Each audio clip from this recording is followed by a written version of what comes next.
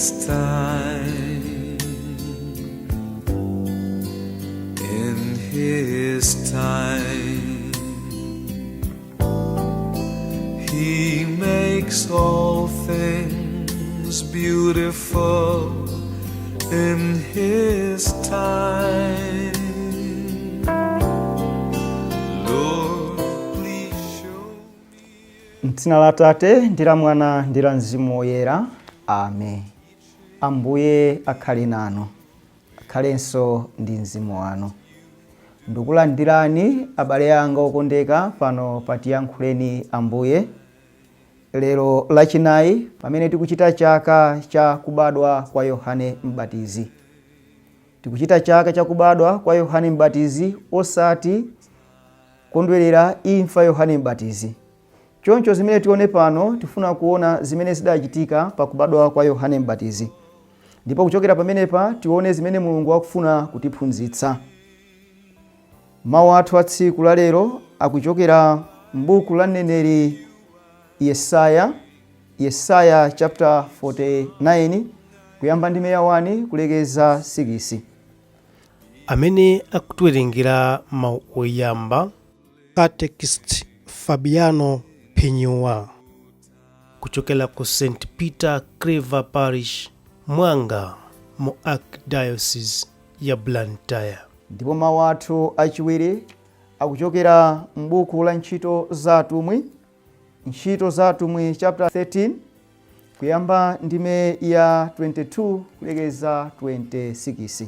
Amene akutiwerengera mawu achiwiri ndi a Catechist Osman Bamuse kuchokera ku St. Peter Clever Parish, Mwanga, mu Archdiocese ya Blantyre. Ndipo mawu athu a mthenga wabwino tikuwatenga mu uthenga wabwino monga adalembera Luka chapter 1 kuyamba ndime ya 57 mpaka 66 kawerenganso ndime ya 80. Ndipo amene akutiwerengera mthenga wabwino komanso kutigawira mawu ndi Father Clement Mulole kuchokera ku St. Peter Clever Parish, Mwanga, mu Archdiocese ya Blantyre. Mawu oyamba. Mawu a m'buku la mneneri Yesaya mutu 49 ndiyamba kuwerenga ndime yoyamba mpaka ndime ya 6. Mverani, inu anthu akumayiko amphepete mwa nyanja, tcherani khutu, inu anthu akutali.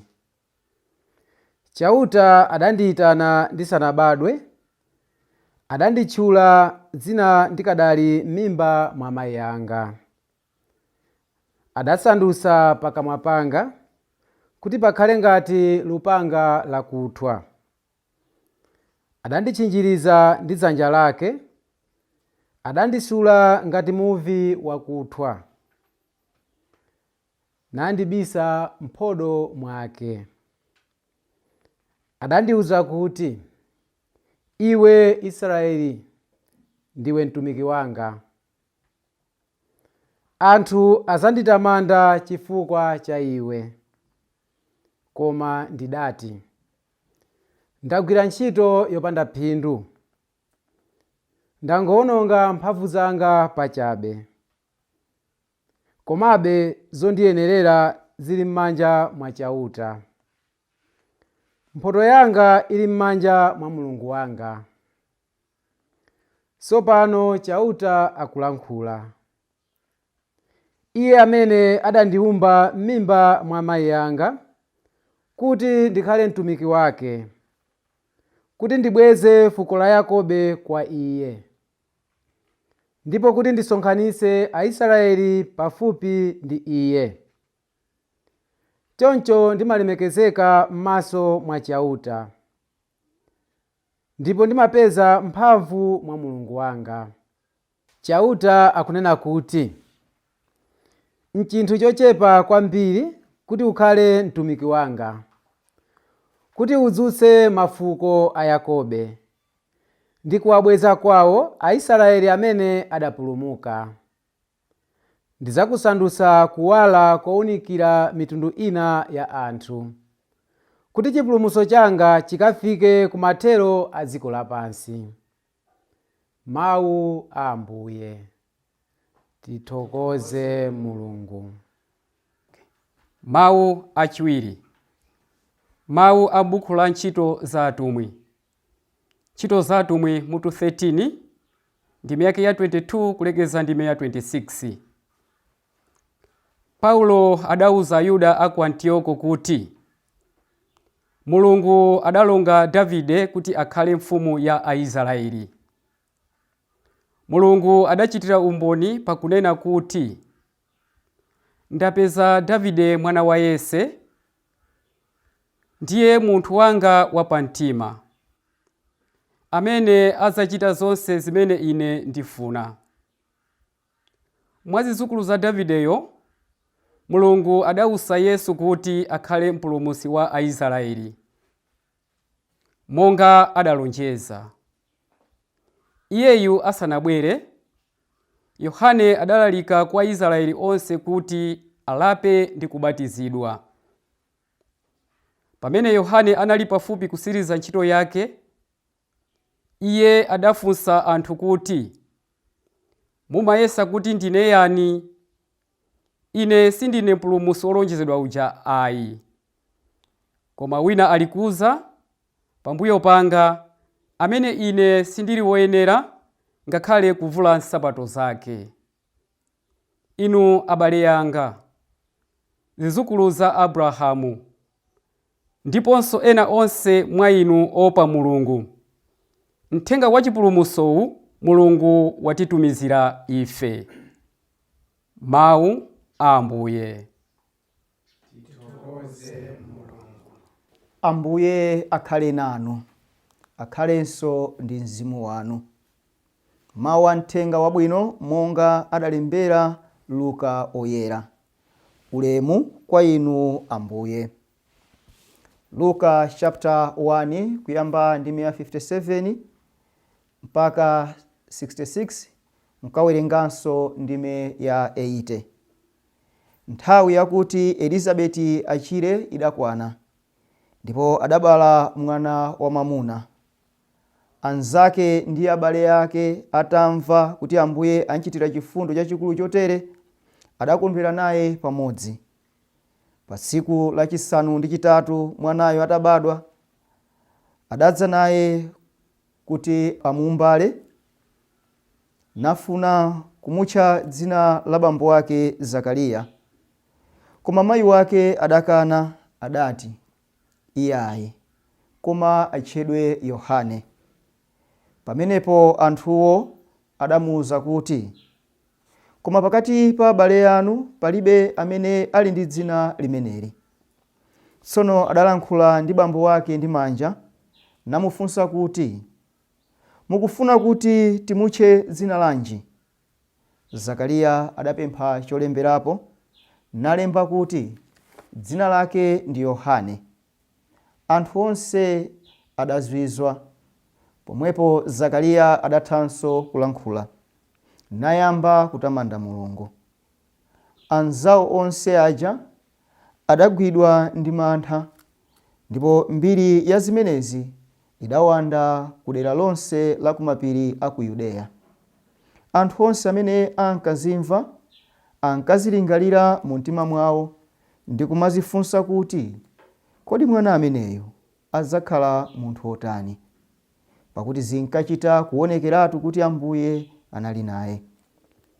Mwana uja Yohane ankakula nasanduka wankhalidwe wamphamvu.